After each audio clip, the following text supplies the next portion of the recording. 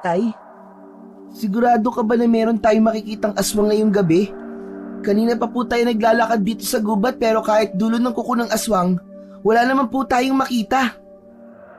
Huwag kang masyadong mainip at maingay, Lito. Isinama kita rito para makita mong ginagawa ko para protektahan ang ating baryo laban sa mga kampo ng kadiliman. Para pagdating ng takdang panahon, ikaw na ang gagawa nito. Talaga po? Makipaglaban din po ako sa mga aswang? Hindi pa sa ngayon, anak. Dahil kailangan pa kitang sanayin at ihanda para ron. Hindi lang yun ang ituturo ko sa'yo, kundi ang kaalaman ko sa paggamit ng iba't ibang anting-anting at orasyon. Madilim at tahimik ang gabi at ang tanging liwanag na naggagabay sa mag-amang sina Lito at Tasyo ay mula sa maliit na lampara na hawak ni Tasyo. Si Tasyo ay kilala sa maliit na baryo sa Capiz bilang isang antingero. Isang taong biyasa sa paggamit ng mga anting-anting at iba pang mga orasyon na nagtataboy ng masasamang espiritu at mga nilalang ng dilim gaya ng aswang. Sa edad na 45, siya'y sanay na sa mga mapanganib na pakikipagsapalaran at hindi na mabilang ang mga aswang at maligno na kanyang napatay at nagapi. Habang si Lito naman ay isang 13 taong gulang na batang may paghanga sa kanyang ama dahil sa tapang at husay nito. Yun ang unang beses na isinama ni Tasyo si Lito sa isang misyon dahil naniniwala itong handa na si Lito na malaman ang katotohanan tungkol sa ginagawa nito. Ngunit kahit alam na ni Lito na ang kanyang ama ay biyasa sa mga ganong bagay, hindi niya maiwasang makaramdam ng kaba habang sila'y naglalakad sa loob ng masukal na kagubatan. Huminto muna tayo, anak. Bakit po, Tay? Nararamdaman mo po bang may aswang na po sa paligid? Hindi ko lang nararamdaman, anak. Naaamoy ko rin siya. Amuyin mo ang hangin. Malalim na huminga si Lito. Napasimangot siya dahil may naamoy siyang hindi nagustuhan ng kanyang ilong. Ang baho po, Tay. Parang amoy po ng nabubulok na karne na ewan ko. Iyan ang amoy ng aswang, anak. Sa paghahanap ng aswang, lahat ng parte ng katawan mo ang dapat mong gamitin. Hindi lang ang pakiramdam. Lito, manatili kang malapit sa akin. Huwag na huwag kang lalayo. Opo, Tay. Ang mga mata ni Tasyo ay nakatuon sa isang direksyon. Tiningnan ni Lito ang paligid at nakita niyang may mga dahong gumagalaw sa hindi kalayuan. Tay, ano po yun? Nandito na siya, anak. Panoorin mo lang ang gagawin ko. Isang mabigat na kaluskos ang narinig nila, sinundan ng isang mababang ungol na nagmula sa isang nilalang na hindi nila makita. Biglang lumabas sa makapal na halaman ang isang aswang na may matatalim na mga kuko at pulang-pula ang mga mata na kumikislap sa dilim. Ang katawan nito ay natatakpan ng makapal na balahibo at ang ngipin ay tila mas matalim pa sa mga kutsilyo. Walang bawala, sumugod ang aswang kay Tasyo. Mabilis ang kilos ng aswang, ngunit handa roon si Tasyo. Sa isang iglap, nagbanggaan ang dalawa. Ang matatalim na kuko ng aswang ay humampas sa hangin habang si Tasyo ay umiwas at gumanti ng atake gamit ang bolo. Agad na nagtago si Lito sa isang makapal na halaman at pinanood ang pakikipaglaban ni Tasyo sa aswang. Galingan mo, Tatay. Huwag ka magpapatalo sa aswang. Tumama ang bolo sa balikat ng aswang. Narinig ni Lito ang malakas na atungal ng halimaw habang patuloy itong nakikipaglaban sa kanyang ama. Nakikita ni Lito kung paano magpalitan ng atake ang dalawa. Labis na nag-alala si Lito nang makita niya ang mga sugat sa braso ng kanyang ama. Ngunit hindi yun nagpakita ng kahit katiting na takot o panghihina. Sa isang mabilis na galaw, iwinasiwas ni Tasyo ang bolo at tumama yon sa leeg ng aswang. Sumirit ang dugo mula sa sugat ng aswang at kasunod nun ay ang pagbagsak nun sa lupa. Humihingal si Tasyo habang tinitingnan ang aswang na wala ng buhay. Lumapit si Lito sa kanyang ama. Tay, tapos na po ba? Napatay niyo na po ba siya? Oo anak, tapos na. Patay na ang aswang. Ang galing niyo po, tatay. Ang astig po ng galaw niyo kanina. Kitang-kita ko po. Para po kayong ninja. Ang bilis niyo pong gumalaw. Hindi nagsalita si Tasyo. May inilabas itong medalyon mula sa bulsa ng pantalon nito. Umusal ito ng dasal at itinapat ang medalyon sa aswang. Unti-unting bumalik sa pagiging tao ang aswang at nanlaki ang mga mata ni Lito sa nalaman. Hala, tay, hindi po ba si Kuya Arnold yan? Yung isa sa mga tanod ni Kapitan? Tama ka anak. Ang totoo, matagal na akong may hinala na isa siyang aswang. Alam ko na isa siya sa madalas na umatake sa ating baryo at pumapatay sa mga alagang hayop ng mga kabaryo natin. Pero, di ba po, tay, mabait naman po siya? Pero anak, isa pa rin siyang aswang. Lahat ng kabaitan niya ay pagpapanggap lamang. Kailangan niya maging mabait upang hindi siya mapaghinalaan ng mga tao na isa siyang aswang. Kailangan mong maging mapagmatsyag anak. Lakasan mo ang pakiramdam mo sa mga taong nagpapanggap na aswang. Dahil madalas, kung sino nagpapakita ng mabuti at kabaitan, ay siya pa ang may masamang intensyon. Tatandaan ko po lahat ng sinabi niyo sa akin, tatay. Gusto ko po maging kagaya niyo pagdating po ng araw. Mas lalong tumindi ang paghanga ni Lito sa tapang ng kanyang ama. Sa bawat araw na lumilipas, saksi si Lito kung paano igalang ng mga tao sa baryo nila ang kanyang ama. Kagaya na lang ng umagang yon nang naglalakad sila pauwi sa palengke. Halos lahat ng nakakasalubong nila ay nagtatanggal ng kanilang sombrero at bahagya pang yumuyuko. Tay, bakit po parang takot yata ang mga tao sa inyo? Hindi takot, Lito. Ginagalang nila ako dahil alam nilang ako nagpoprotekta sa baryo natin laban sa mga aswang. Pagkalipas ng ilang sandali, narating na nila ang kanilang bahay. Habang nag-aayos ng mga pinamili si Lito, ay narinig niya ang boses ng kaibigan at kaklase niya na si Monmon. Malusog si Monmon at matagal na silang magkaibigan. Lito! Lito! Maglaro naman tayo sa may ilog oh! Lalabas sana si Lito, ngunit narinig niyang kinausap ni Tasyo si Monmon. Hindi na maaaring makipaglaro sa'yo si Lito, Monmon. Marami siyang kailangan gawin dito sa bahay. Ay, ganun po ba? Sige po, pakisabi na lang po kay Lito na dumaan po ko. Nang sumilip sa bintana si Lito ay nakita niya si Monmon na naglalakad papalayo. Nalungkot siya dahil simula nang tumungtong siya sa edad na 13 ay pinagbawalan na siyang makipaglaro ng kanyang ama. Tay, bakit hindi mo ako pinapayagang makipaglaro sa mga kaibigan ko? Gusto ko pa rin po makipaglaro sa kanila eh. Lito anak, hindi ka tulad ng ibang bata ang buhay mo. Hindi ka na pwede makipaglaro tulad nila dahil may mga bagay kang dapat mas pagtuunan ng pansin. Pero tay, gusto ko pa rin po maging normal na bata. Bata pa naman po ko, di ba? Anak, gusto kong maintindihan mo na hindi lahat ng bata ay pinalad na magkaroon ng buhay na tulad ng sayo.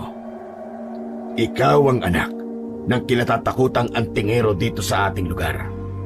Hindi pwedeng maging normal ang buhay mo. May mga responsibilidad ka na kailangan mong paghandaan. Pero tay, hindi po ba pwedeng kahit minsan lang po makipaglaro ako? Hindi, Lito. Ipagpaumanin mo. Hindi ko naman ipinagdamot sa iyo ang bagay na yun dati. Pero ngayong 13 ka na, ay iba na ang magiging buhay mo. Ito na ang tamang edad upang ihanda kita sa mga bagay na nakatakda sa iyo. Hindi ko pwedeng hayaan kang maging mahina. Tumango si Lito kahit na may bahagi ng kanyang puso ang malungkot. Ngunit alam niyang wala siyang magagawa kundi sundin ang kanyang ama. Napatingin si Lito sa sahig Ramdam niya ang bigat ng mga salitang binitiwan ng kanyang ama. Ngunit ang pagiging bata ay hindi pa rin maalis kay Lito.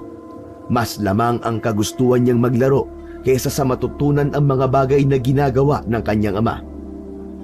Isang araw ng Sabado, nagtungo si Monmon sa bahay ni Lito.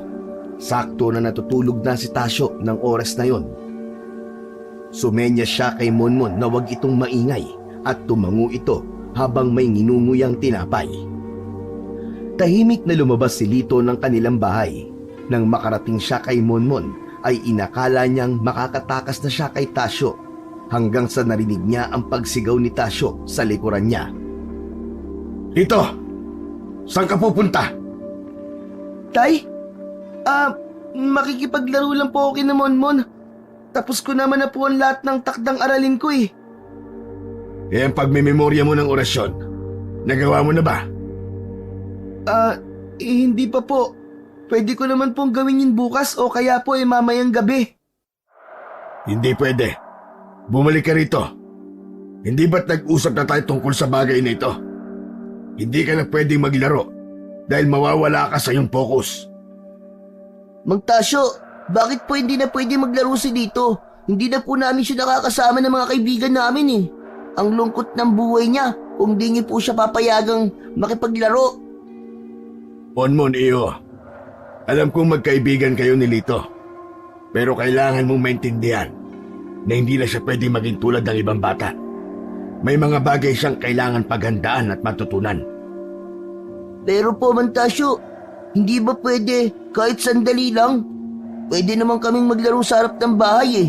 Tatawagin ko na lang po ang iba naming kalaro rito.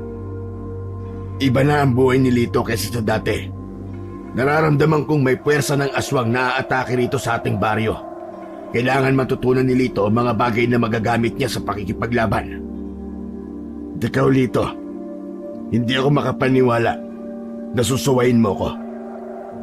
Patawad po, Tay. Namimiss ko lang po kasi na maglaro kasama si Monmon.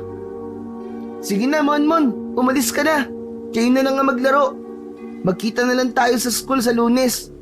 Gusto ko rin sana makipaglaro pero kailangan kong sundin si tatay eh. Okay, sa school na lang tayo maglaro. Naglakad na palayo si Monmon. Malungkot na sinundan ni Lito ng tingin ang kanyang kaibigan.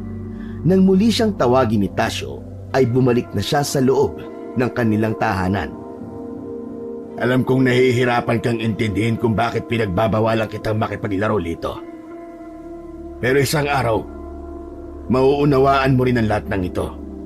Pero sa ngayon, kailangan mong tanggapin na ganito na ang buhay natin, Lito. Tumango si Lito at pilit na ngumiti. Ang mabuti pa ay sanayin na kita sa paggamit ng ilang anting-anting. Kesa naglalaro ka ay mas magandang gamitin mo ang oras mo sa mas makabuluhang bagay. Sinunod na lamang ni Lito si Tasyo. Ramdam ni Lito ang bigat ng responsibilidad na ipinapasan sa kanya ng kanyang ama. Alam niyang mahirap ang kanyang magiging buhay kapag naging antingero na siya.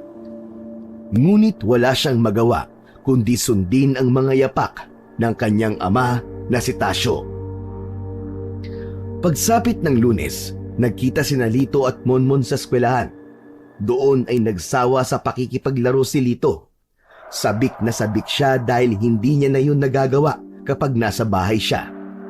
Bago umuwi ay nakipaglaro pa si Lito kina Monmon ng habulan. Kaya nang naglalakad na sila Monmon pa uwi, ay parehas silang pawisan at pagod na pagod. Tama ba ang pagkakaintindi ko sa sinabi ni Mang Tasyo? Ikaw na ang papalit sa kanya bilang antingero rito sa lugar natin? Hindi ko mapapalitan si Tatay, Monmon. Kahit ang tapatan ko siya, ay hindi ko magagawa. Nababahala kasi si Tatay kasi nararamdaman niya na may mga aswang nasasalakay dito sa ating lugar. Kumbaga, magiging katulong niya lang ako sa pakikipaglaban. Talaga? Ang astig naman nun. Sigurado ako na maraming babae magkakagusto sa'yo. Nakakainggit ka naman, Lito. Gusto ko rin maging kagaya ni Mang Tasyo pero pakiramdam ko ay hindi ko kaya eh. Mabilis kasi akong magutom, lalo na kapag gumagalaw ako. Kapag siguro makikipaglaban ako sa mga aswang, dapat may baon akong tinapay o kaya isang buong lityong manok. Ako nga naiinggit sa inyo, Monmon eh. Nagagawa niyo pa rin ang mga nagagawa ng isang normal na bata. Hayaan mo na. Kahit paano, nakakapaglaro ka pa rin naman kapag nasa school ka eh. Kahit na, simula na mag-birthday ako ngayong taon, naging mahigpit na si tatay sa akin. Siguro kung buhay pa si nanay, hindi niya hahayaan na ganito ako itrato ni tatay. May lungkot na lumukob kay Lito nang maalala niya ang nanay niya. 3 taon na ang nakalipas simula nang mamatay ang kanyang ina. Ang dahilan ay nagkaroon ito ng isang misteryosong sakit na kahit ang mga doktor at mahuhusay na albularyo ay hindi mapagaling ang kanyang ina. Walang nakaalam kung ano ba talaga ang sakit ng nanay ni Lito. Bigla na lang yung nanghina at namayat hanggang sa tuluyan ng bawian ng buhay. Isang madaling araw, nagising si Lito sa kanyang kwarto sa dahilan na hindi niya alam. Nakarinig siya ng 2 lalaki na nag-uusap sa labas. Nang pakinggan niya yon, ay nalaman niya na isa sa mga boses ay sa kanyang tatay. Tahimik siyang lumabas ng kwarto at naglakad papunta sa kusina. Idinikit niya sa dingding ang kanyang tenga upang marinig ng maayos ang sinasabi ng 2 tao sa likod ng kanilang bahay. Tasyo, kailangan na natin kumilos bago pa dumating ang susunod na kabilugan ng buwan. Hindi ka na dapat maging kampante. Paparating na sila rito sa inyong lugar. Oo, alam ko, Fernan. Pero wala pa sa akin ang anting-anting na kinakailangan natin. Kung wala yon, walang makakapigil sa kanila. Wala akong laban sa kanila. Wala na tayong panahon para maghintay. Ang kapangyarihan ng anting-anting na yon ang tanging magliligtas sa ating lahat. Kung mabibigo tayo, alam mo kung ano mangyayari. Naiintindihan ko. Pero hindi madali ang makuha yon. Pinoprotektahan nyo ng isang nilalang na mas malakas pa sa mga aswang na nakalaban ko. Kailangan kong maganda ng mas mabibigat na orasyon at anting-anting upang makuha yon. Nararamdaman ko na masyado kang nagiging kampante, Tasyo. Basta tiyakin mong makukuha ang anting-anting bago pa sila dumating dito. Ang anak mo, naihanda mo na ba siya? Sinisimulan ko na ang pagsasanay sa kanya. Ngunit hindi ko pa maramdaman na handa na siya. Gawin mo ang lahat para maging mabilis ang kahandaan ng anak mo. 13 anyos na siya. Yan ang edad kung kailan dapat ay mangyari ang dapat na mangyari sa kanya. Di maintindihan ni Lito ang ibig sabihin ng pag-uusap ng dalawa. Sinubukan niyang sumilip sa siwang ng dingding upang makita kung sino ang kausap ng kanyang ama. Ngunit masyadong madilim ang paligid. Tanging ang mga bulto lamang ng 2 lalaki ang kanyang nakikita. Nagpatuloy ang pag-uusap ng dalawa at habang nakikinig si Lito, biglang tumigil si Tasyo sa pagsasalita. Napatingin ito sa direksyon ng siwang kung saan nakasilip si Lito na para bang naramdaman nito na naroon siya. Nanlamig si Lito at napaatras. Lito, ikaw ba yan, anak? Nakaramdam si Lito ng takot sa malamig na boses ng kanyang ama. Dali-dali siyang umatras, ngunit sa kanyang pag-atras ay aksidente niyang naatrasan ang lamesa, kaya umurong yun. Lito, alam kong ikaw yan. Hindi nagawang itago ni Lito ang kanyang presensya. Lumabas siya mula sa pinto sa likod ng bahay. Nakayuko siyang nagpakita sa kanyang ama at sa lalaking kasama nito. Hindi kilala ni Lito ang lalaki.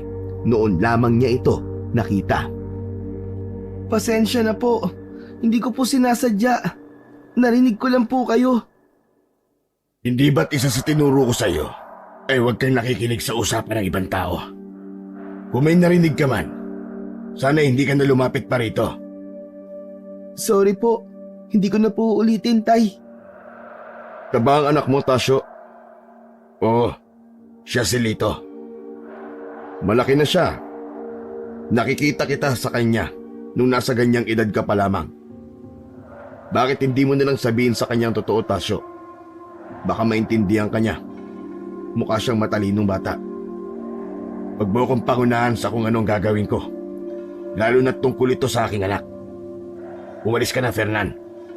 Saka na lang ulit tayo mag-usap. Nasabi ko na ang dapat kong sabihin sa'yo. Isang makahulugang ngiti ang iniwan ng lalaki bago yun umalis. Nang wala na yon, ay saka sila pumasok sa kanilang bahay. Papasok na sana si Tasyo sa kwarto nito, pero tinawag ito ni Lito.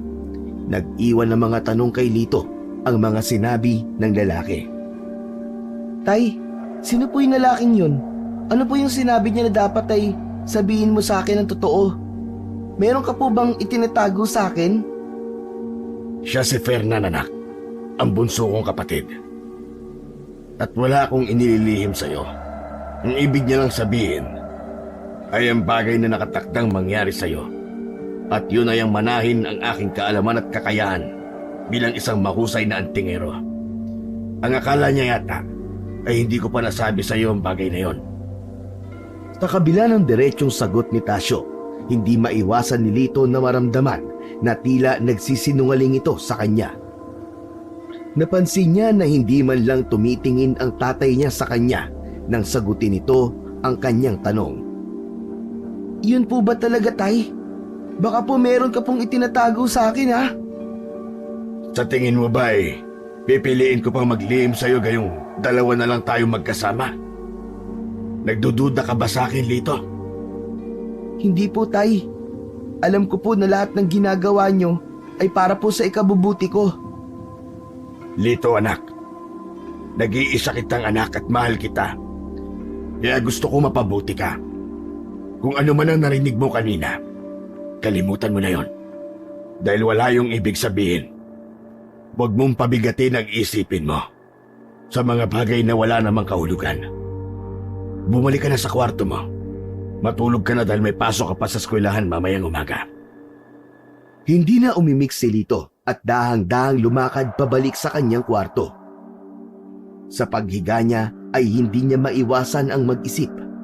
Malakas ang pakiramdam niya na maraming bagay pa rin siyang hindi alam sa kanyang ama.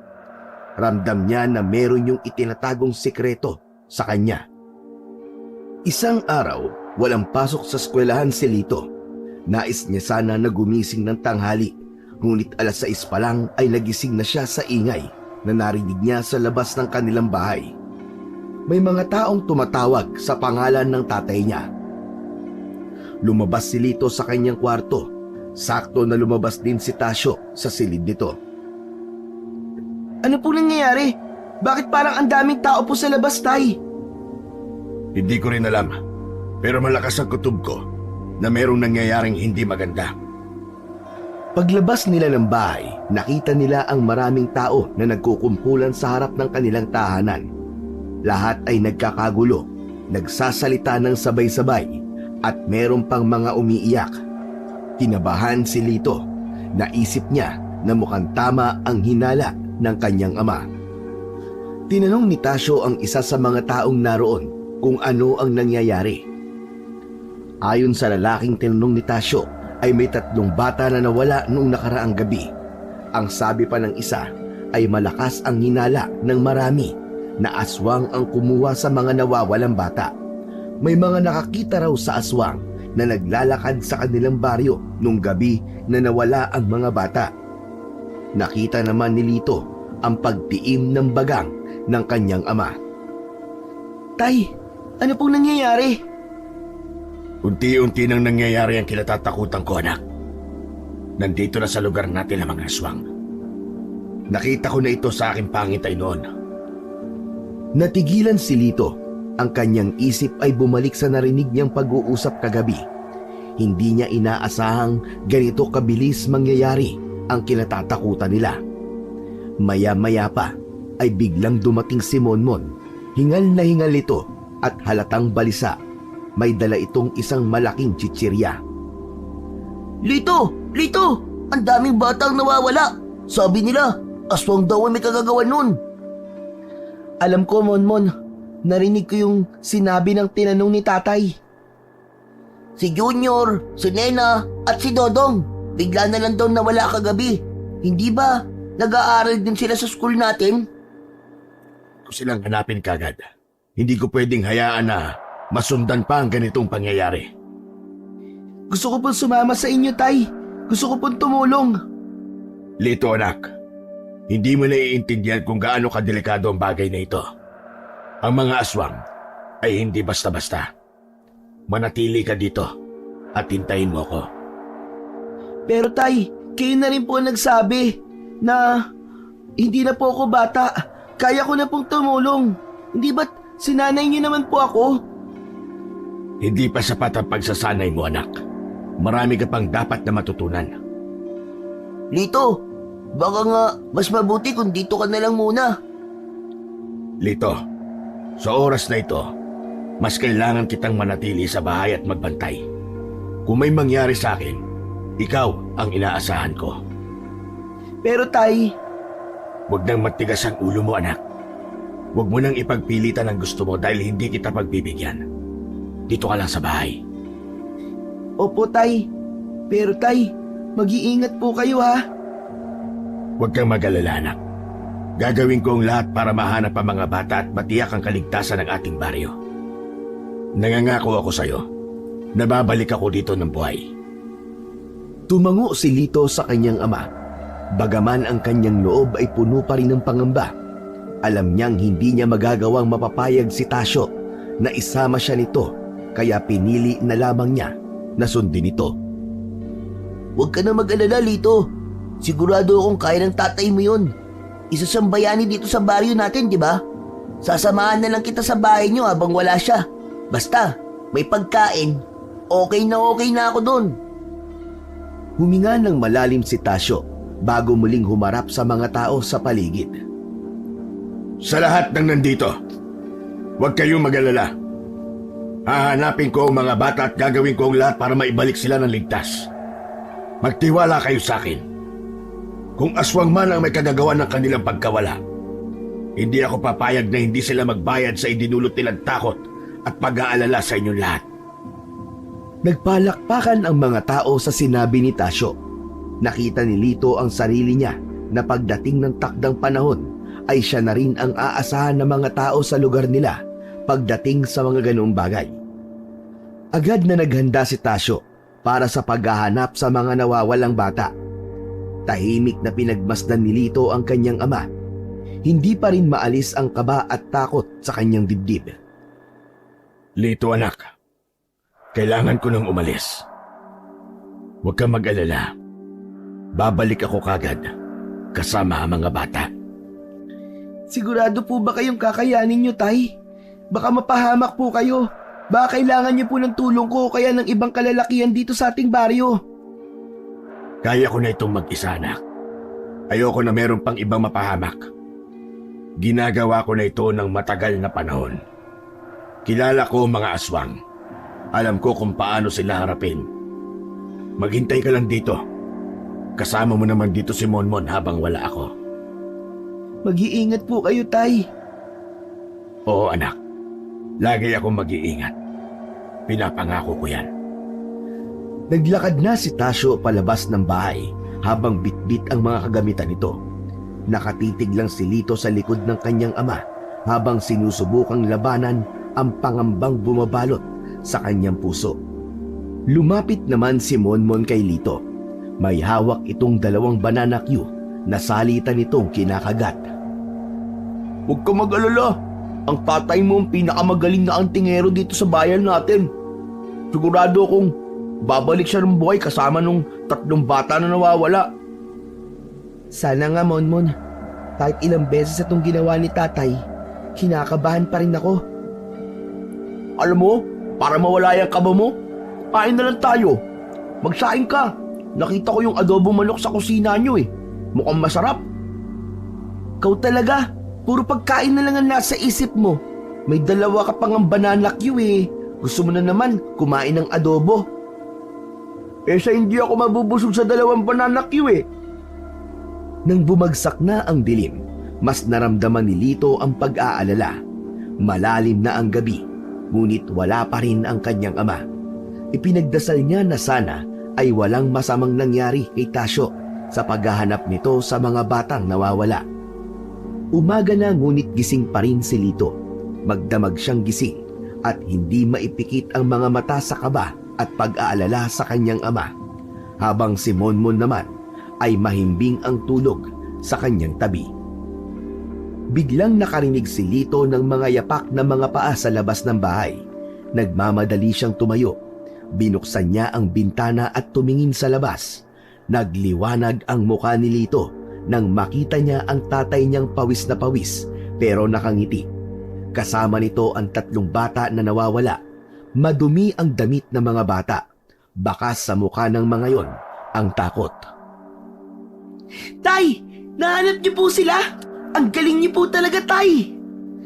Nagising si Monmon sa ingay ni Lito at agad ding tumayo. Sumama ito sa pagsalubong niya sa pagdating ni Tasyo. Sinabi ko naman sa iyo, anak, di ba? Babalik ako rito ng buhay kasama ang mga batang ito. Nag-alala po ako sa inyo, Tay. Pero masaya po ako na nakabalik na po kayo. Iba ka po talaga, Mang Tasyo.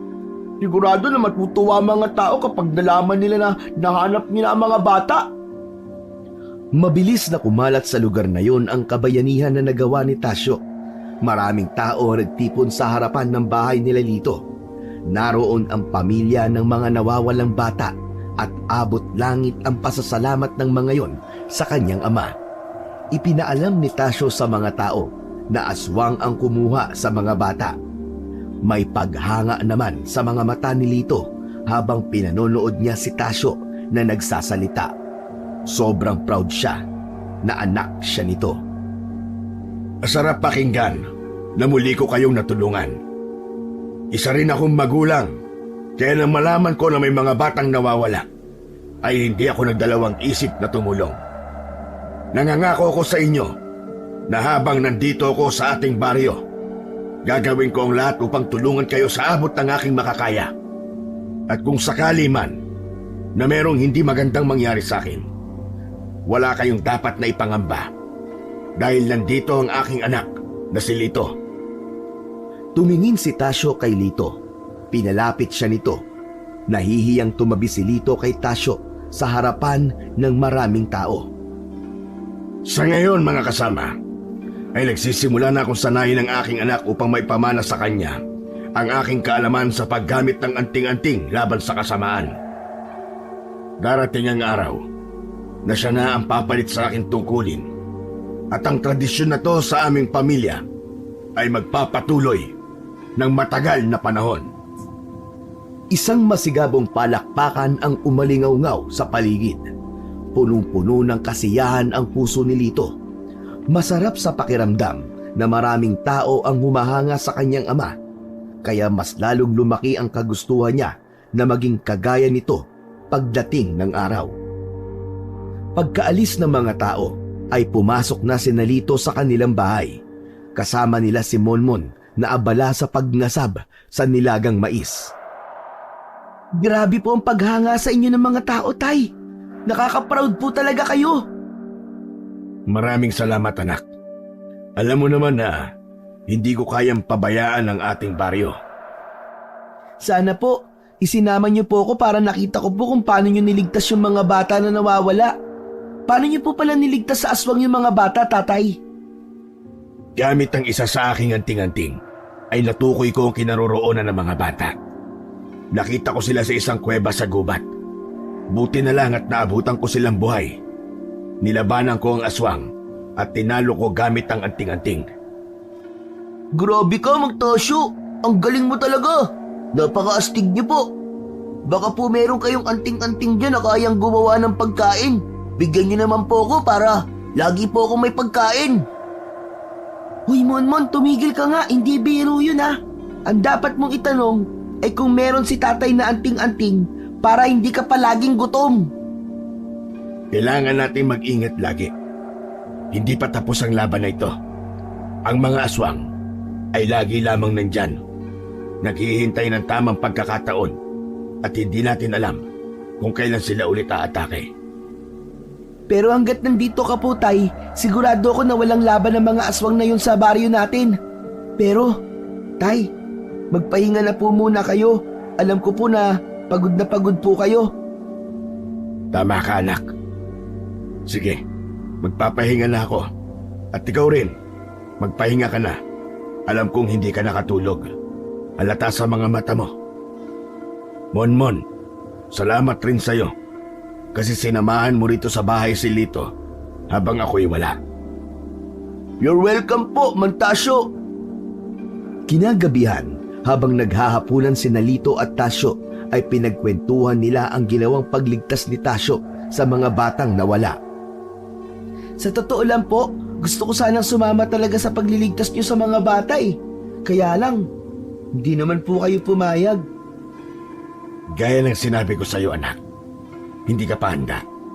Hindi mo pa kailangang alalahanin ng mga ganoong bagay. Sapat na sa akin na naisama kita ng isang beses upang ipakita kung ano ang aking ginagawa. Pero tay, paano kung kailangan ko rin kayong tulungan? Paano po kung may nangyari na hindi inaasahan tapos kailangan yung tulong ko? Darating din tayo sa panahon na yan, anak. Pero ngayon, hayaan mong ako muna ang gumawa ng mga bagay na yon. Darating ang araw na magiging mas magaling ka pa kaysa sa akin. At mangyayari lamang yon kung pagtutuunan mo ng pansin ang pagsasanay na ginagawa ko sa'yo. Pero po, bakit kailangan niyo pong gawin ng lahat ng ito, tay? Bakit kayo lang ang laging inaasahan ng mga tao? Wala po bang ibang antingero o manunugis dito sa atin? Sa pagkakaalam ko, anak, ay wala. Ang pagiging antingero ay hindi lang basta trabaho, anak. Isa tong tungkulin na ipinasa sa akin ng iyong lolo. At ipinasa naman ito sa kanya ng kanyang ama. At ako naman ang magpapasa nun sa'yo. Isa itong tradisyon na kailangan nating ipagpatuloy para mapanatiling ligtas ang baryo natin. Kung ganun po, gagawin ko po ang lahat para maging karapat-dapat po sa pamilya natin. Seseryosohin ko na po ang pagsasanay natin, tay. Yan ang gusto kong marinig mula sa iyo, anak. Siguro'y alam mo kung bakit pinahinto na kitang makipaglaro. Mabigat na tungkulin ang kailangan nating buhatin. Tayo lang ang inaasahan ng mga tao rito at hindi natin sila pwedeng piguin. Sa naging pag-uusap na yon ng mag-ama, ay naunawaan na ng gusto ni Lito ang lahat-lahat.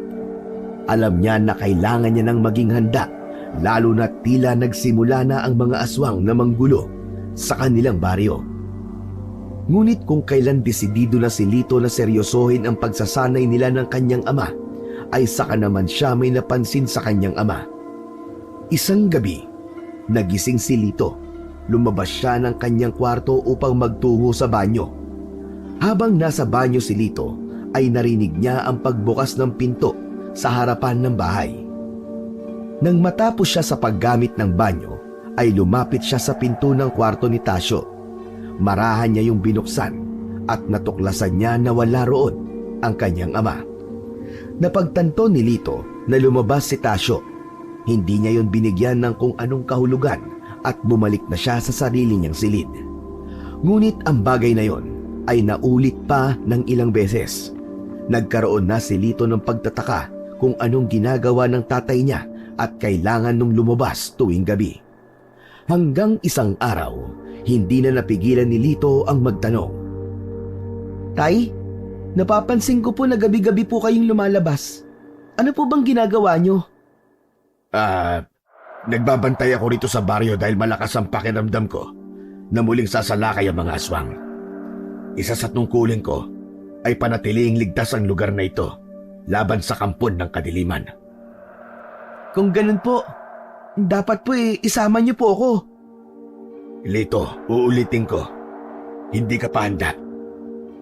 Isang linggo na po ako nagsasanay ng seryoso, tay. Kailan po ba ako magiging handa? Bakit, anak? Naiinip ka na ba? Gusto mo bang isabak agad kita sa ginagawa kong pakikipaglaban sa mga aswang gamit ang aking mga anting-anting?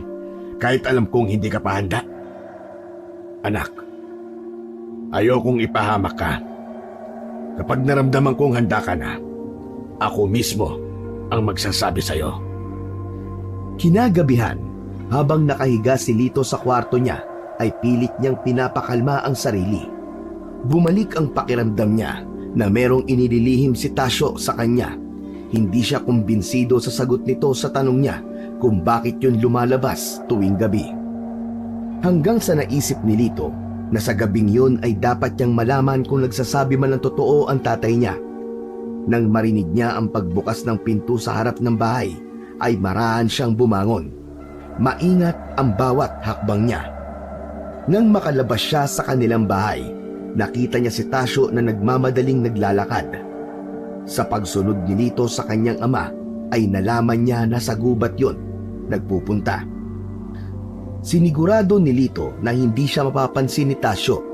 Malamig ang hangin at bawat hakbang ni Lito sa mga tuyong dahon ay nagbibigay ng kaunting ingay. Ngunit patuloy siyang sumunod kay Tasyo. Palalim na ng palalim sa kagubatan ang tinatahak nilang daan. Nang makarating sa isang maliit na burol si Tasyo, ay huminto yun at luminga sa paligid. Agad na nagtago si Lito sa likod ng isang puno. Kinabahan siya dahil baka naramdaman ng tatay niya ang presensya niya. Napalingon si Lito sa likod niya nang may narinig siyang kaluskos, ngunit wala siyang nakita. Nang bumalik ang mata niya sa kinatatayuan ni Tasyo, ay nagtaka siya sapagkat wala na ito roon. Nagmamadaling pinuntahan ni Lito ang maliit na burol at lumingalinga. Hala, nasa na si tatay? Saan kaya siya nagpunta? Biglang bumigat ang hangin at nakaramdam si Lito ng kakaibang presensya sa paligid. Hindi niya maipaliwanag, ngunit tila ba may mga matang nakamasid sa kanya. Bago pa man siya makagalaw, biglang may isang mabilis na anino ang sumulpot mula sa kanyang harapan. Umangil ang aswang na labis na ikinatakot ni Lito. Matalim ang mga mata ng aswang kay Lito. Itinaas ng aswang sa ere ang isa nitong kamay na may matutulis na kuko. Ngunit bago nito tuluyang saktan si Lito, biglang tumigil ang aswang. Tinitigan nito si Lito ng matagal na para bang nagdadalawang isip ito na saktan siya. Hindi naman makapaniwala si Lito nang biglang umalis ang aswang at iniwanan siya. Ano yun? Bakit hindi niya ako sinaktan? Hindi ba ako masarap sa paningin niya? Teka, medyo nakaka-insulto yun ah. Nakatayo pa rin si Lito, nanginginig at hindi makagalaw. Maya-maya pa ay nakarinig siya ng mabilis na yabag na papalapit sa kanya. Nagmula yon sa kanyang likod. Akala niya ay bumalik ang aswang, ngunit nagulat siya nang makita si Tasyo na papalapit sa kanya. Halata ang galit at takot sa mukha nito. Lito, ano bang ginagawa mo rito? Hindi ka dapat sumunod sa akin dito, anak. Ang tigas talaga ng ulo mo. Tay, gusto ko lang pong malaman ang totoong ginagawa niyo kapag umaalis po kayo tuwing gabi. Ano po ba talagang ginagawa niyo, Tay? Hindi ba't sinabi ko na sa iyo ang sagot sa tanong na yan? Huwag mong sabihin na hindi ka naniniwala sa akin. Kailan ka pa natutong magduda sa akin, anak? Kasi Tay, hindi ko na po maintindihan kung bakit parang ang dami-dami niyo pong hindi sinasabi sa akin. Wala akong tinatago sa iyo, Lito. Hindi mo na kailangan sundan pa ako. Paano kung inatake ka ng aswang na yon at napatay ka niya? Pero Tay, bakit bigla pong umalis yung aswang?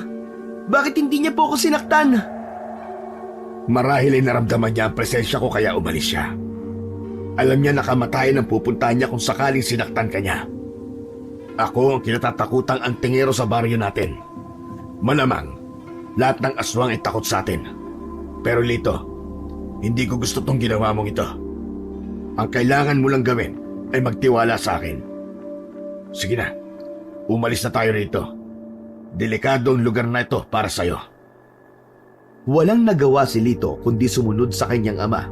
Hindi pa rin nawawala sa isip niya ang pagdudahan ang sarili niyang ama. Alam niyang may lihim ang kanyang ama at hindi siya hihinto hanggat hindi niya yon natutuklasan. Isang hapon, naglalakad si Lito pauwi sa kanilang bahay mula sa eskwelahan. Pagpasok niya sa bahay nila ay napansin niyang bahagyang nakabukas ang pinto ng kwarto ni Tasyo. Sumilip siya sa siwang ng pinto at nakita niyang nakaupo si Tasyo sa tabi ng lamesa. May hawak yung panulat at may sinusulat sa isang manipis na itim na libro. Noon lamang niya nakita ang naturang libro. Hindi naman mapakali si Lito sa kanyang nakita. Kitang-kita niya ang lalim ng pag-iisip ni Tasyo habang nagsusulat ito. Biglang tumigil sa pagsusulat si Tasyo at parang may naramdaman ito sa paligid. Mabilis siyang lumingon sa kanya at nang makita siya nito ay nagmamadali nitong isinarado ang libro. Lito anak, nandiyan ka na pala. Kanina ka pa ba nandyan? Kararating ko lang po, Tay. Ano po yung sinusulat niyo sa libro? Parang ngayon ko lang po nakita yon. Yung ba? Mga orasyon yun para mas maging mabisa ang mga anting-anting. Pero di ba po, hindi po yun ang sinusulatan niyo ng mga orasyon? Hindi ba pwedeng sa ibang libro ko magsulat, anak? Sige na, magpalit ka na ng damit at magsaing ka na. Sige po, Tay. Oo nga pala, 1 linggo na lang at kabilugan na ng buwan. Magandang pagkakataon ito upang palakasin ko ang iyong kapangyarihan bilang isang antingero. Ano pong gagawin natin, Tay? Mamayang 12:00 ay magkakaroon tayo ng ritual sa gubat. Malalaman mo rin ang gagawin natin. Ang gusto ko lang ay magtiwala ka sa akin, Lito. Gagawin natin yon upang mas maging mabilis ang pagiging handa mo na maging kagaya ko. Naiintindihan mo ba? Opo, Tay. Naiintindihan ko po. Hinugot ni Tasyo ang isang maliit na bote mula sa loob ng dala nitong maliit na bag na gawa sa abaka. Dahil sa madilim at ang tanging tanglaw nila ay isang gasera, hindi makita ni Lito ng maayos ang laman ng bote. Inumin mo ito, Lito. Magbibigay sa ito ng lakas na kakailanganin mo para maging kagaya ko. Tay, ano po ba ito?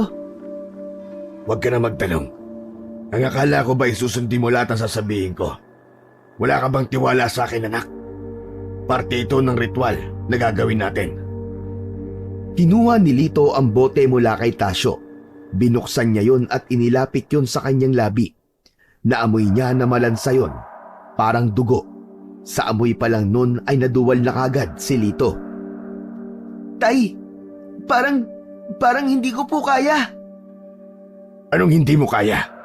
Kailangan mong kayanin. Pinagdaanan ko rin ang ritual na ito. Kaya dapat ay pagdaanan mo rin. Tandaan mo na ito ay bahagi para maging handa ka sa pakikipaglaban sa mga aswang. Hindi ba gusto mo maging kagaya ko? Opo, gusto ko po. Kung ganun, anak, inumin mo na yan. Ubusin mo. Wala kang ititira kahit na isang patak. Pumikit si Lito at inumpisahang inumin ang laman ng bote. Napangiwi siya sa lasa nun na parang kalawang, ngunit pinilit niya yung ubusin. Pinigilan niyang masukan nang maubos niya ang laman ng bote. Nagsimula nang magbigkas ng orasyon si Tasyo habang nakalapat ang kamay nito sa ibabaw ng ulo ni Lito. Matapos ang orasyon ay isang dasal ang inusal ni Tasyo. Ma, haplusin mo ang kaluluwa ng aking anak na si Lito. Ialay sa kanya ang lakas mo upang siya'y maging isa sa iyong mga anak. Naging malabo ang paningin ni Lito ng mga sandaling yon. Umikot ang kanyang paningin. Lumingas na nang nakarinig siya ng malakas na pag-angil sa paligid na parang nagmula sa mabangis na hayop. Pakiramdam niya ay nananaginip siya. Makalipas lamang ang ilang minuto ay bumalik na si Lito sa kanyang ulirat. Maya-maya pa ay naramdaman ni Lito ang kakaibang init na bumabalot sa kanyang katawan. Hindi niya alam kung ano ang nangyayari, ngunit parang may kapangyarihang dumaloy sa kanyang mga ugat. Matapos ang ritual ay pinatayo na siya ng kanyang ama. Tapos na ang ritual, anak. Makakauwi na tayo. Hindi na nagtanong pa si Lito. Sumunod na lamang siya kay Tasyo hanggang sa makauwi na sila sa kanilang bahay. Isang umaga sa eskwelahan, nakatulala si Lito. Iniisip niya pa rin ang ritual na ginawa sa kanya ng tatay niya. Pero ang masigit na bumabagabag sa kanya ay ang nilalaman ng itim na libro ni Tasyo. Habang nagmumuni-muni, biglang dumating naman si Monmon. Hoy, Lito! Parang ang tahimik mo yata. May iniisip lang ako. Tungkol naman saan? Nakita ko kasi si tatay na may sinusulat sa isang itim na libro, pero hindi ko alam kung ano yon. Eh di, hiramin mo sa kanya yung libro. Duda ko na ipapakita niya yun sa akin eh. Nataranta nga siya nang mahuli ko siya nagsusulat sa librong yun. Ewan ko, Monmon. Pero parang merong hindi sinasabi sa akin si tatay. Kung ako yun, matagal ko nang inalam kung ano ang laman ng librong yun. Malay mo, may nakatagong kayamanan pala ang pamilya nyo tapos nandun ang mapa. Ikaw talaga puro kakalokohan. Magseryoso ka nga kahit minsan lang. Pero Monmon, kapag tinanong ko naman si tatay, alam ko na hindi siya magsasabi ng totoo sa akin. Eh di, huwag mong tanungin. Tignan mo na lang habang wala siya. Alam mo kasi, marami talagang itinatago ang matatanda sa atin na parang akala nila ay hindi natin maiintindihan ng mga ganong bagay. Minsan, maganda rin na tumuklas ng mga sekreto nila. Kagaya ng nanay ko. Nalaman ko na pinagtataguan nila ako ng pagkain kasi sobrang taba ko na raw. Akala naman nila hindi ko malalaman. Malakas yata ang pang-amoy ko sa pagkain. Di ko alam, Monmon. Ayoko namang magalit si tatay sa akin eh. Kaya nga, hindi ka naman magpapahuli, di ba? Malamang magagalit si Mang Tasyo kapag nahuli ka niyang pinakikialaman ng gamit niya. Kaya kung ako sa'yo, hindi ko palalagpasin ng pagkakataon na malaman kung ano ang tinatago ng tatay mo. Sigurado akong may matutuklasan kang importante. Pinagmasdan ni Lito si Monmon na punong-puno ng kasiyahan sa ideyang pakialaman niya ang librong itim ng kanyang ama. Ngunit sa kabila ng kanyang takot, may parte sa kanyang isipan na sumasang-ayon sa kaibigang si Monmon. Habang natutulog si Tasyo sa silid nito ng gabing yon, ay hindi mapakali si Lito sa kanyang higaan. Kakatapos lang nilang magtungo sa burol, sa gubat at doon isinagawa nila ang pangalawang gabi ng ritual. Hindi pa rin nawala ang kuryosidad ni Lito sa nilalaman ng itim na aklat. Nagpasya si Lito na alamin ang katotohanan. Dahan-dahan siyang bumangon mula sa kanyang higaan at lumabas ng kanyang silid. Maingat niyang binuksan ang pinto ng silid ng kanyang ama. Sinisiguro niya na hindi yon magigising. Lalong nag-ingat si Lito sa bawat takbang. Sinisiguradong walang maririnig na kaluskos si Tasyo.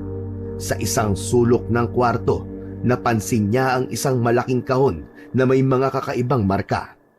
Nilapitan ni Lito ang kahon at marahan yung binuksan. Nakita niya sa loob nun ang itim na aklat. Agad niyang binuksan ang libro at binasa ang nakapaloob doon. Sa isang pahina, may nakasulat na, "Ang sumpa ng ating pamilya ay magsisimula sa panganay na anak na lalaki. Sa edad na 13, ang dugong aswang ay magigising at sasakupin ang kanyang pagkatao. Tanging ang isang ritual lamang ang makakapigil dito. Ngunit kung mabigo, ang anak ay magiging isa sa mga nilalang ng gabi, ang aswang." Nanlamig ng husto si Lito. Pakiramdam niya ay binuhusan siya ng nagyeyelong tubig. Habang hawak ni Lito ang itim na libro, ay biglang napabalikwas si Tasyo mula sa pagkakahiga. At sa isang iglap, ay nakita nito si Lito na hawak ang libro. Lito, anong ginagawa mo rito? Bakit hawak mo ang librong yan? Tay, ano pong ibig sabihin nito? Totoo po bang nakasulat dito? Ako ba ang panganay na anak na lalaki na tinutukoy mo rito, Tay? Magiging aswang po ba ako? Nakita ni Lito kung paano nagbago ang ekspresyon ni Mang Tasyo mula sa galit patungo sa isang malalim na kalungkutan. Parang biglang bumigat ang balikat ng kanyang ama at napaupo yun sa gilid ng kama. Anak, hindi ko gusto na malaman mo ito sa ganitong paraan. Ngunit oo, totoo ang lahat ng nasa librong yan, anak. Ang ating pamilya ay isinumpa ng isang makapangyarihang aswang. Ang sumpa na yun ay nagkataon na sa iyo napunta dahil ikaw ang aking panganay na anak na lalaki. Bakit hindi niyo po agad sinabi sa akin, Tay? At ano po ang ritual na sinasabi dito? Ang ritual na ginagawa ko sa iyo ay ang ritual upang mapigilan ang pagiging aswang mo. Yun lamang ang paraan para mapigilan ang sumpa na sumakop sa iyo. Sa edad na 13, magsisimula ng magising ang dugong aswang sa iyo. At kung hindi ka agad masasagip, tuluyan kang magiging isa sa kanila. Isang halimaw na kumakain ng laman ng tao. Tay, hindi ko po gustong maging aswang. Hindi ko kayang saktan ng mga tao. Anak, kaya ako ginagawa ang lahat ng ito para iligtas ka.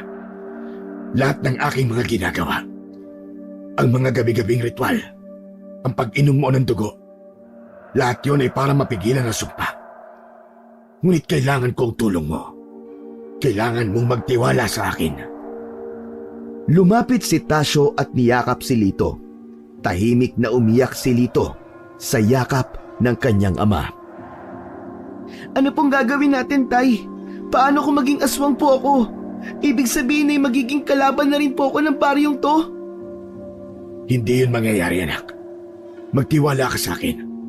Gagawin ko ang lahat na makakaya ko para hindi ka maging aswang. Huwag ka mag-alala. Hindi kita pababayaan. Tumango si Lito, ngunit sa kaloob-looban ng kanyang puso, naroon pa rin ang takot at pag-aalinlangan. Hindi makapaniwala si Lito sa kanyang natuklasan. Pakiramdam niya ay hindi niya nakilala ang kanyang sarili. Kaya upang mapigilan ang pagiging aswang niya, ay hindi na siya nagkaroon ng duda sa kanyang ama. Ibinigay niya rito ng buo ang kanyang tiwala. Kahit nalaman niya na dugo pala ang iniinom niya sa ritual, ay hindi na siya nandiri na inumin yun. Ang tanging gusto niya lamang ay mawala ang sumpa sa kanya upang hindi siya maging aswang. Isang hapon, matapos ang klase ni Lito, ay nilapitan siya ni Monmon. Lito, maglaro muna tayo bago umuwi. Ayoko. Kailangan ko makauwi agad sa amin. Wala na akong oras para makipaglaro sa inyo. Sasanayin ka na naman ba ng tatay mo? Oo, tama ka. Nagmamadali na kami lalo't halos gabi-gabi may nagsasabi na nakakakita sila ng aswang na gumagala sa ating baryo. Kung sa bagay, dapat talaga mapatay na ang lahat ng aswang para hindi na sila makaperwisyo. May kumurot sa puso ni Lito. Hindi niya kayang sabihin kay Monmon na maaari siyang maging isang aswang. Nauna nang maglakad pa uwi si Lito kay Monmon.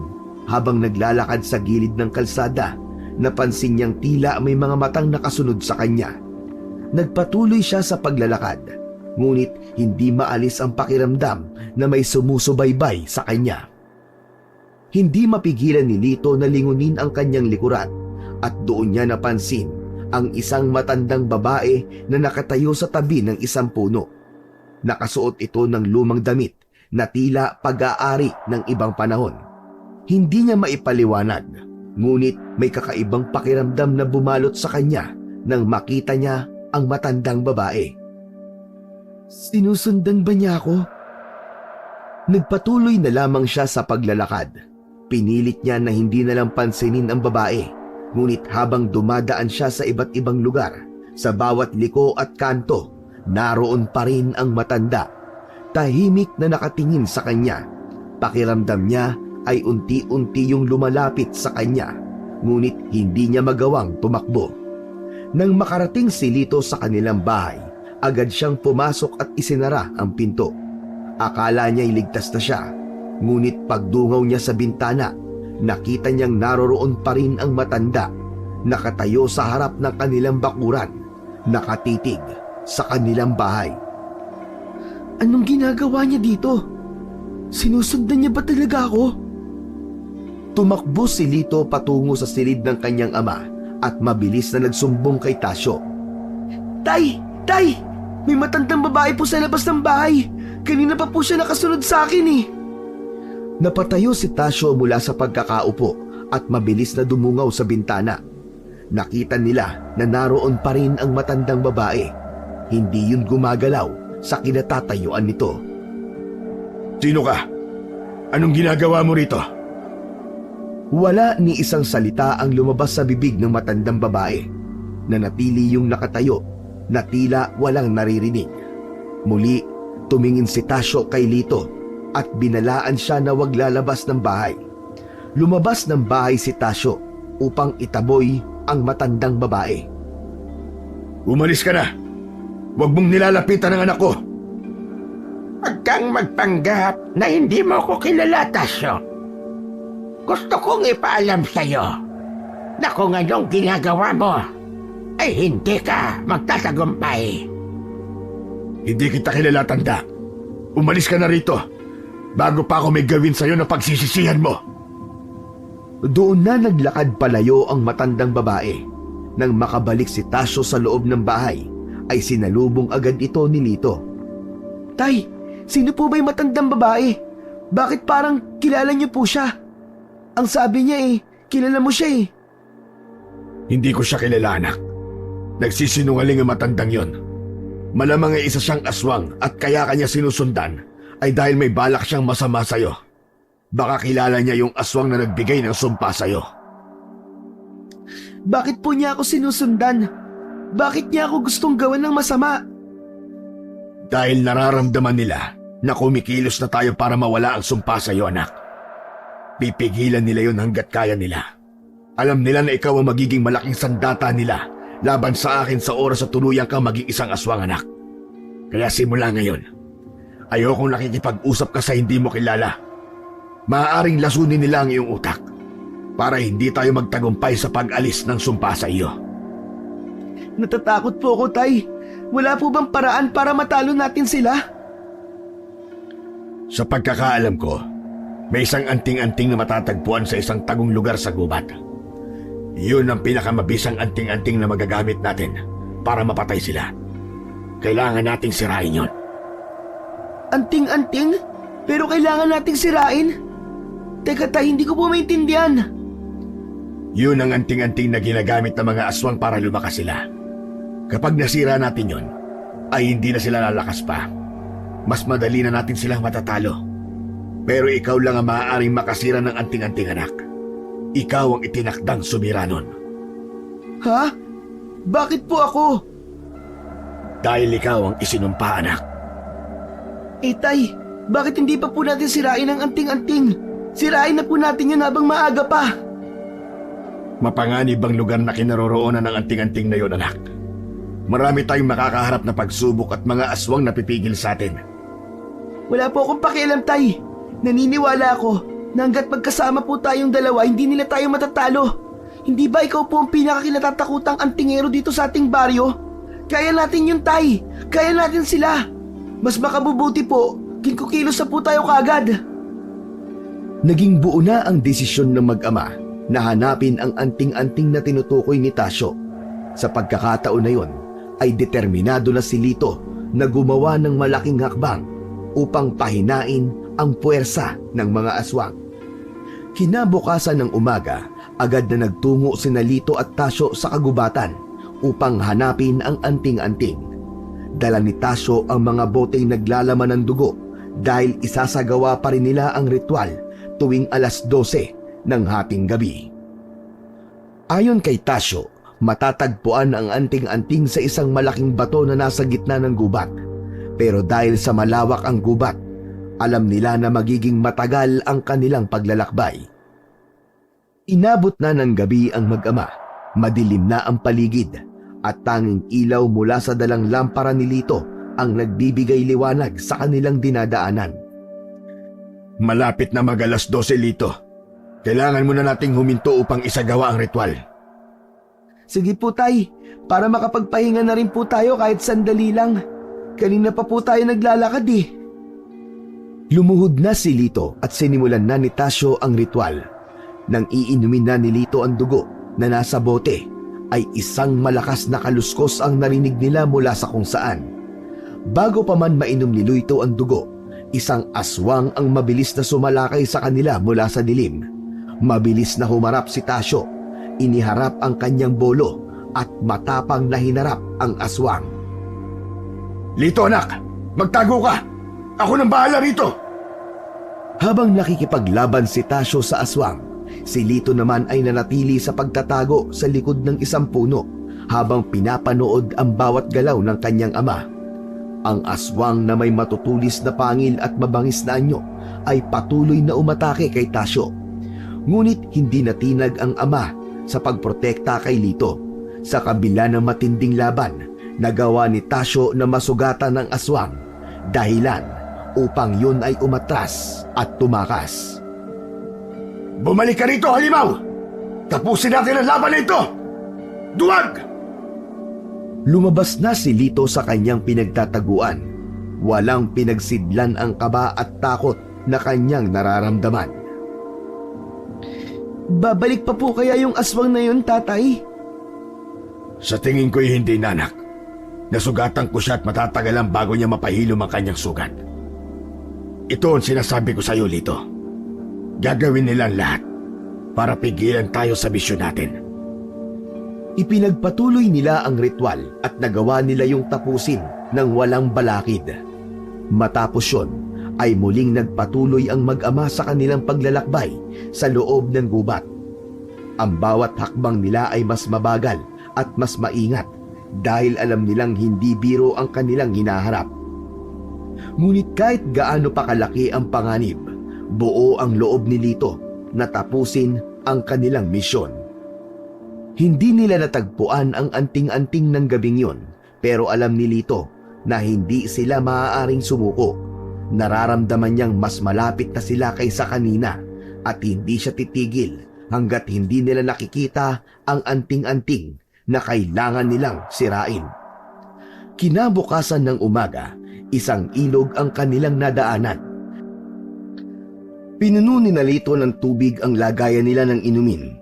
Nagpahinga rin sila ng sandali upang makabawi ng lakas. Nakaupo sila sa isang malapad na bato sa tabi ng ilog. Pinagmamasdan nila ang tubig na dumadaloy. Tay, paano niyo po nalalaman ang lahat ng bagay? Yung tungkol po sa mga anting-anting. Hindi naman lahat ay alam ko, anak. Pero bilang antingero, natutunan kong tumuklas ng iba't ibang bagay gamit ang sarili kong diskarte. Malaking tulong din ang mga kaalaman na ipinasa ng iyong lolo. Lahat ng ito ay para sa proteksyon ng ating pamilya at ng buong baryo. Alam ko na marahil ay hindi mo pa ito lubos na naiintindihan, pero nakikita ko na ang kakayahan sa iyo. Hindi ko pinilit ang kapalaran mong ito kung ito'y dumating ng kusa. Sa tamang panahon, ikaw ang magmamana ng lahat ng natutunan ko. Ikaw ang susunod na antingero sa pamilya natin. Napakalaking responsibilidad po ng pagiging antingero, Itay. Hindi ba kayo natakot nung nagsimula kayo? Lahat tayo ay natatakot sa simula, anak. Pero ang takot ay kasama sa buhay natin. Kung walang takot, wala kang malalaman. Ang mahalaga ay alam mo kung paano harapin ang takot at gamitin ito para maging matatag ka. Ako rin, parehas mo nung bata ako, ay hindi ko rin alam kung kaya ko. Pero sa tulong ng aking ama at sa paglipas ng panahon, natutunan ko rin. Pangako, Tay. Susubukan ko matutunan ng lahat ng itinuro niyo sa akin. Hindi ako hihinto hanggat hindi ako nagiging karapat dapat na pumalit sa inyo. Yan ang gusto kong marinig, Lito. Tandaan mo, hindi ka nag-iisa sa landas na ito. Lagi akong narito para gabayan ka, anak. At kahit anong mangyari, lagi mong tandaan na ang tunay na kapangyarihan ng isang antingero ay hindi galing sa mga anting-anting, kundi sa puso at pananampalataya niya. Maraming salamat po, Itay. Gagawin ko po ang lahat para hindi kayo mabigo sa akin. Alam kong hindi mo ako bibiguin, anak. Ikaw ang susunod sa akin at alam kong magiging mas mahusay kang antingero kaysa sa akin. Matapos ang pag-uusap na yon at pagpapahinga, ay nagpatuloy na ang mag-ama sa paglalakad. Ayon kay Tasyo, malapit na sila sa kanilang pupuntahan at sigurado ito na sa susunod na gabi ay mararating na nila ang kinaroroonan ng anting-anting. Sumapit na naman ang 12:00 ng hating gabi. Nasa ika-4 na gabi na sina Lito at Tasyo ng ritual. Matapos ang ritual ay nagdesisyon si Tasyo na magpahinga muna sila. Natulog sila sa ilalim ng isang puno, ngunit pinauna na ni Tasyo si Lito na matulog dahil magbabantay ito. Sa gitna ng pagtulog ni Lito ay bigla siyang naalimpungatan. Nagtaka siya sapagkat wala sa tabi niya ang kanyang ama. Kinabahan siya dahil naisip niya na baka kung ano na ang nangyari kay Tasyo. Bumangon siya at naglakad-lakad upang hanapin ang tatay niya hanggang sa may narinig siyang mahinang pag-uusap sa kung saan. Naglakad siya palapit sa isang bahagi ng gubat kung saan niya naririnig ang dalawang boses. Nagtago si Lito sa likod ng isang makapal na halaman nang makita niya ang kanyang ama at si Fernan na nag-uusap. Seryoso ang mukha ng dalawa at nagkaroon si Lito ng kagustuhan na malaman ang pinag-uusapan ng dalawa. Tasyo, sigurado ka bang handa na si Lito? Malapit ng panahon. Sa tingin ko hindi pa rin siya handa, Fernan. Ngunit kailangan na namin kumilos. Si Lito lamang ang may kakayahan na sirain ng anting-anting na maaaring tumalo sa atin. Pero Tasyo, hindi ba dapat malaman ni Lito ang totoo na ang ritual na ginagawa mo sa kanya ay hindi upang pigilan ang sumpa, kundi upang gawing ganap siyang aswang? Siya ang susunod na pinuno ng ating lahi. Tumigil ang paghinga ni Lito ng sandali para siyang pinako sa kanyang kinatatayuan. Ang mga binitawang salita ni Fernan ay tila nagdulot na matinding lamig sa kanyang katawan. Hindi siya makapaniwala sa kanyang narinig. Wala siyang kailangan malaman. Hindi niya kailangang alamin ang kanyang kapalaran hanggat hindi pa tapos ang lahat. Sa huling gabi ng ritual ay magiging ganap ng aswang si Lito, ang pinakamakapangyarihang pinuno ng ating lahi. Hindi na kayang magtagal ni Lito sa kanyang kinatatayuan. Nagsimulang tumulo ang kanyang mga luha habang dahang-dahang umaatras papalayo. Hindi siya makapaniwala na nagawa siyang lokohin ng kanyang sariling ama. Ngayon, malinaw na sa kanya na ang ritual na sinasabi ni Tasyo ay hindi upang iligtas siya mula sa sumpa, kundi upang gawin siyang ganap na aswang. Puno ng takot at kalungkutan, bumalik siya sa lugar kung saan siya kanina nakahiga, ngunit hindi na siya mapakali. Nakahiga na si Lito sa lupa habang ang mga luha ay tahimik na pumapatak sa kanyang pisngi. Ngunit sa kabila ng lahat ng kanyang narinig, may isang bagay na hindi pa rin nagbabago. Ang pagmamahal niya sa kanyang ama. Hindi niya maintindihan kung bakit nagawa nito yun sa kanya. Buong buhay niya pala ay isang malaking kasinungalingan. Habang nakahiga si Lito ay nagulat siya nang may humawak sa isa niyang kamay. Nakita niya ang matandang babae na sumusunod sa kanya noon. Sisigaw sana siya pero mabilis nitong tinakpan ang kanyang bibig. Alam kong narinig mo ang pag-uusap ng iyong ama at ni Fernan. Kung gusto mong malaman ng iba pang katotohanan, sumama ka sa akin. Kalmado ang boses ng matandang babae. Nawala ang takot ni Lito. Wala siyang ibang nais sa oras na yon kundi ang malaman ang katotohanan. Kaya sumama siya sa matandang babae. Nagmamadali silang naglakad at sa kanilang paglalakad ay nagpakilala ang matanda bilang si Corazon. Dinala siya ni Corazon sa isang lumang kubo. Nagsindi ito ng gasera at hinarap siya. Lahat ng narinig mo kanina ay pawang katotohanan, Lito. Nininlang ka ng iyong ama. Hindi siya totoong antingero. Siya ang pinuno ng inyong lahi. Ang lahi ng aswang. Hindi ka dapat tuluyang maging ganap na aswang dahil magiging kagaya ka niya. Nalilito pa rin po ako, Aling Corazon. Kung aswang po si tatay, bakit niya inililigtas sa mga tao sa aming baryo? Bakit niya po iniligtas yung 3 bata na nawala noon? Parte yun ng panlilinlang ni Fernan. Si Fernan ang umaatake at si Tasyo ang nagpapanggap na bayani. Kailangan nilang gawin yon upang hindi mapaghinalaan si Tasyo. Isa pa, Lito. Hindi totoo na meron kang sumpa. Wala kang sumpa. Kailangan nilang gawin ni Tasyo ang ritual sa'yo dahil ikaw ay kalahating tao at kalahating aswang. Ang iyong ina ay isang tao. Ngayon po ay napagtanto ko na lang sinadya ni tatay na mabasa ko ang nakasulat sa itim na libro para mas mapaniwala niya ako. Pero sino po ba talaga kayo, Aling Corazon? Bakit alam niyo ang lahat ng bagay na ito? Ang asawa ko ay isang manunugis. Matagal na niyang nais buwagin ng lahi ni Natasyo. Nang mapatay ni Natasyo ang aking asawa, ay ako na ang pumalit sa kanya. Ang iyong ina na si Rosario. Siya ang anak ko, Lito. Sa madaling salita, ako ang iyong lola. Apo, umibig siya kay Tasyo sa kabila ng pagiging aswang nito. Hindi pumayag ang nanay mo na gawin kang aswang ni Tasyo, kaya nilagyan nila ng sumpa ang iyong ina. Si Tasyo, siya ang pumatay sa iyong ina. Labis na nagimbal si Lito sa mga sinabi ni Corazon. Naiyak siya nang malaman na ang sarili niyang ama ang pumatay sa nanay niya. Ramdam niya ang sinseridad ni Corazon at ang katotohanan sa boses nito. Bilang katunayan, may isang lumang litrato itong ipinakita. Litrato yun ni Corazon, kasama ang kanyang ina at ang iba pa nitong kapatid. Ipinakita ni Corazon ang isang medalyon. Ayon dito, yun ang anting-anting na naiswasakin ni Tasyo. Hindi yun maaaring hawakan ng isang ganap na aswang, kaya si Lito lamang ang maaaring makasira nun. Walang laban ng kahit na anong klase ng aswang sa medalyon na ito.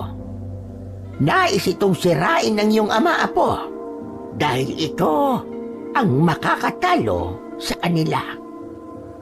Sa gitna ng pag-uusap ni Lito at Corazon, ay natigilan sila nang marinig ang malakas na sigaw ni Tasyo sa labas ng kubo. Corazon! Alam kong kasama mo ang aking anak. Lumabas ka at harapin mo ko. Huwag mong lasunin ang kanyang isipan. Si tatay! Ano pong gagawin natin? Dito ka lang, Apo. Ako ang haharap sa kanya. Hanggang nasa akin ang anting-anting na ito, ay hindi niya ako magagawang saktan. Matapang na lumabas si Corazon ng kubo. Sumilip si Lito sa bintana upang makita ang mangyayari. Nasaan si Lito? Ilabas mo siya. Hindi mo siya makukuha, Tasyo. Hindi ako papayag na gawin mong kagaya mo ang aking apo. Apo, nagpapatawa ka ba? Hindi mo apo si Lito. Anak siya ni Rosario na anak ko. Alam mo yan, Tasyo. Maya-maya pa ay dumating na rin si Fernan. Nanlilisik ang mga mata nito. Bakit kinakausap mo pa ang matandang yan, Tasyo? Patayin mo na siya. Hindi niyo ako mapapatay. Hawak ko ang anting-anting na siyang kahinaan ninyo. Biglang itinaas ni Corazon ang anting-anting at napaatras sina Tasyo at Fernan. Bumakas sa mukha ng dalawa ang takot, kaya napagtanto ni Lito na nagsasabi ng totoo si Corazon. Hindi ako natatakot sa anting-anting mo, Corazon. Sinungaling ka. Kung hindi ka natatakot dito, bakit kailangan mo pang gamitin si Lito upang sirain ito? Matagal akong nagtiis na wag kunin si Lito sa iyo dahil umasa ako na hindi mo siya igagaya sa iyo. Pero makasarili ka, Tasyo. Wala kang gusto kundi magpatuloy ang kasamaan ng inyong lahi. Nanlaki ang mga mata ni Lito nang umusal ng dasal si Corazon. Napasigaw si Tasyo at Fernan hanggang sa naging aswang ang dalawa. Napaluhod ang mga yon sa lupa habang tumutulo ang malalapot nitong laway. Ngayong ipinakita nyo na ang tunay niyong anyo, hindi mo na malilin lang si Lito. Papatayin kitang matanda ka. Sinira mo ang aming plano. Susugod sana si Tasyo at Fernan kay Corazon, pero mabilis na lumabas si Lito sa kubo. Iniharang niya ang sarili sa matandang babae habang umiiyak. Napahinto si Tasyo. Tinitigan niya ng diretso si Tasyo sa mga mata nito. Tama na po, Tay! Tumigil na kayo! Buong buhay ko, niloko mo ako! Akala ko ikaw ang bayani sa ating baryo pero gaya ng sinabi mo sa akin nun, ikaw rin pala ay isa sa mga tao nagpapanggap na mabuti para pagtakpan ng ginagawang kasamaan. Ginagawa ko ito para sa iyo, anak. Hindi ba't nais mong maging malakas at kagaya ko? Opo, gusto kong maging kagaya nyo. Pero hindi ko gusto na maging isang aswang na pumapatay ng mga inosenteng tao. Iba ang ipinakita mo sa akin kaya ninais kong maging katulad mo. Ginawa mo lahat ng yon para sa sarili mo. Para magpatuloy ang lahi natin ng mga aswang. Pati si nanay. Pinatay mo para sa hangarin mo na yon. Hindi mo naiintindihan, Lito. Sa sandaling maging ganap ang pagiging iswang mo, magiging malakas at makapangyarihan ka. Sasambahin ka ng lahat ng mga aswang. Anong silbi ng kapangyarihan at lakas kung sa kasamaan naman gagamitin? Inagaw ni Lito kay Corazon ang anting-anting. Umiiyak siyang lumapit kina Fernan at Tasyo. Tila nangihinang napaatras ang dalawa. Takot na takot yon sa medalyon na kanyang hawak. Hindi kita mapapatawad sa panlilinlang sa akin at pagpatay mo kay nanay. Itay! Napakasama mo! Napakasama mo! Sa tindi ng kapangyarihan ng anting-anting na yon, ay walang nagawa si Tasyo at Fernan kundi ang umatras. Nagmamadaling umalis ang dalawa hanggang sa tuluyan ng nilamon ng dilim ang mga yon. Nanghihina namang napaluhod si Lito sa lupa. Ubus na ang kanyang luha ng sandaling yon. Hindi siya makapaniwala sa dami ng nangyari ng gabing yon. Lumapit ang kanyang lola Corazon sa kanya at hinaplos ang kanyang likod. Tama lang ang iyong ginawa, Apo. Tama na mas pinili mo ang kabutihan kaysa sa kasamaan. Pero si tatay po, paano po siya? Kilala ko si Tasyo. Alam ko na meron siyang panibagong plano, kaya dapat ay maging handa ka palagi. Huwag kang mag-alala, dahil nandito na ako para gabayan ka, Apo. Simula noon ay hindi na nagpakita pa si Tasyo sa baryo ni Lito. Naging palaisipan sa mga tao ang bigla nitong pagkawala.